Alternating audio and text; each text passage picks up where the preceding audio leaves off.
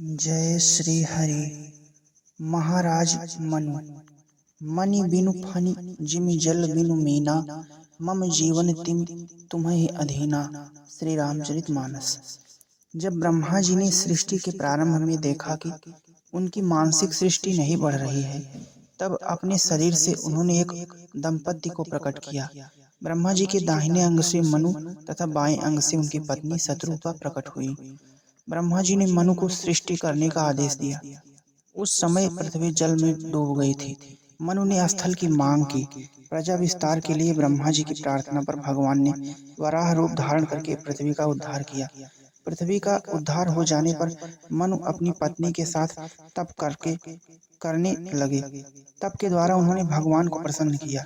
भगवत दर्शन करके भगवान की आज्ञा से महाराज मनु ने प्रजा उत्पन्न करना स्वीकार किया, क्योंकि संतानोत्पादन का मुख्य उद्देश्य ही यह है कि संतान उत्तम गुण वाली तथा भागवत भक्त हो और वह अपने पूर्वजों को परलोक में अपने कर्मों से संतुष्ट करे। काम वासना से स्त्री सेवन तो एक प्रकार का पाप ही है। वासना से उत्पन्न की गई संतान में भी वासना ही प्रधान होगी। तब भगवत भजन आदि के द्वारा जब अपना चित्त निर्मल हो जाए तभी संतानोत्पत्ति करनी चाहिए। यह हिंदू धर्म की बड़ी पवित्र मान्यता थी। भगवान का दर्शन हो जाने के पश्चात मनु ने शत्रुपा से 2 पुत्र तथा 3 कन्याएं उत्पन्न की। महाराज मनु के पुत्र हुए प्रियव्रत एवं उत्तानपाद तथा कन्याएं हुई आकुति, देवहूति तथा प्रसूति।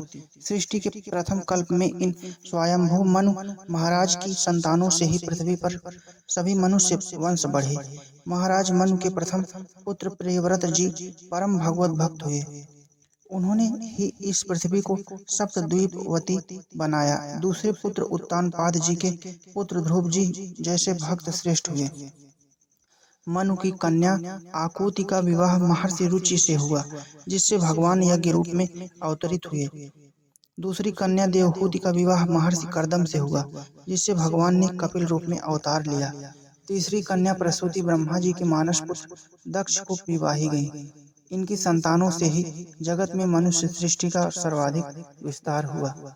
महाराज मनु ने अपनी संतानों को कल्याण पथ पर चलाने के लिए मानव धर्मशास्त्र का उपदेश किया। यह मनु स्मृति अब भी स्मृतियों में प्रधान मानी जाती है। अपना मनवंतर काल व्यतीत होने पर मनु जी ने राज्य पुत्रों को दे दिया और स्वयं विरक्त होकर पत्नी के साथ तप करने वन में चले गए। दीर्घकालीन अखंड राज्य में मनु ने देख लिया था कि विषयों का कितना भी सेवन किया जाए उनसे तृप्ति नहीं होती। इन दुखदायी विषयों से मन को बलपूर्वक हटाकर ही प्राणी शांति पाता है। समस्त विषय भोगों को त्याग कर वे वन में पहुँचे और भगवत प्राप्ति के लिए कठोर तप करने लगे। वे द्वादशाक्षर मंत्र का निरंतर जप करते और बराबर उनका चित्त भगवान वासुदेव में लगा रहता।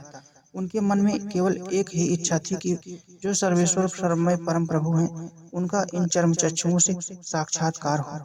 वे दयामय प्रभु यद्यपि अखंड हैं, अनंत हैं, निरुपाधि स्वरूप हैं, किंतु वे भक्त वत्सल भक्तों के वश में रहते हैं। भक्तों पर कृपा करने के लिए वे नाना मंगलमय रूप धारण करते हैं। अवश्य वे दया धाम मुझ पर दया करेंगे। मनु इस अविचल विश्वास से तपस्या में लगे थे। उनके साथ उनकी साध्वी पत्नी शत्रुपा भी तप कर रही थी। दीर्घ काल तक वे केवल जल पीकर रहे और फिर उसे भी छोड़ दिया।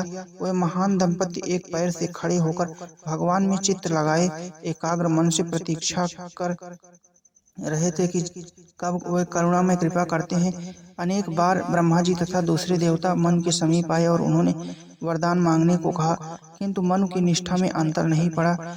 वे अपने निश्चय पर स्थिर रहे।